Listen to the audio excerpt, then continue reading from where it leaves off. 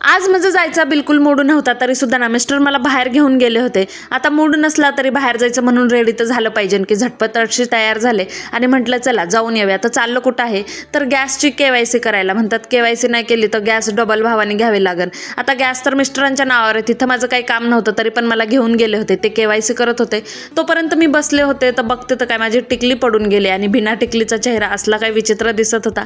पण आता काय ऑप्शन नव्हतं कारण की एक्स्ट्रा टिकली ती नव्हती. नंतर आम्ही ना मध्ये गेलो होतो, 2-4 वस्तू घ्यायच्या होत्या त्या वगैरे घेतल्या आणि पुन्हा येता येताना मस्तपैकी पाणीपुरी एन्जॉय केली. बाहेर गेला आणि पाणीपुरी खाणं हे मॅन्डेटरी आहे. येता येताना मला एवढ्या साऱ्या मेंढ्यांचा ना असा कळप दिसला, छान दिसत होता रस्त्याने. घरी आले, सकाळी स्वयंपाक बनवून गेले नव्हते त्यामुळे ना आल्या ना झटपट अशी ना खिचडी लावायला घेतली. गरमागरम अशी खिचडी कुकरला लावून दिली आणि येताना ना मी काही समोसे पण पार्सल आणले होते. म्हटलं खिचडी आणि समोसे एवढ्यातच आजचं आपलं दुपारचं जेवण करून घेऊया. माझा बेटू स्कूलवरनं आला होता, पण त्याला ना थोडीशी ताप जाणवत होती म्हणून ना घरी पॅरासिटामॉल होतं. म्हटलं चला त्याला देऊया आणि संध्याकाळी नंतर ना डॉक्टरांकडनं जाऊन आणूया. मग त्याला औषध दिलं आणि त्याला आराम करायला सांगितलं. संध्याकाळी पुन्हा मिस्टरांना ड्युटीला जायचा टाईम झाला होता म्हणून ना लगेच स्वयंपाक करायला घेतला आणि आज ना मी त्यांच्यासाठी काळ्या मसाल्याची मटकीची भाजी बनवली होती. तर असं काही डब्बा भरला होता, काळ्या मसाल्याची मटकी, काकडी, चपाती आणि खिचडी भात.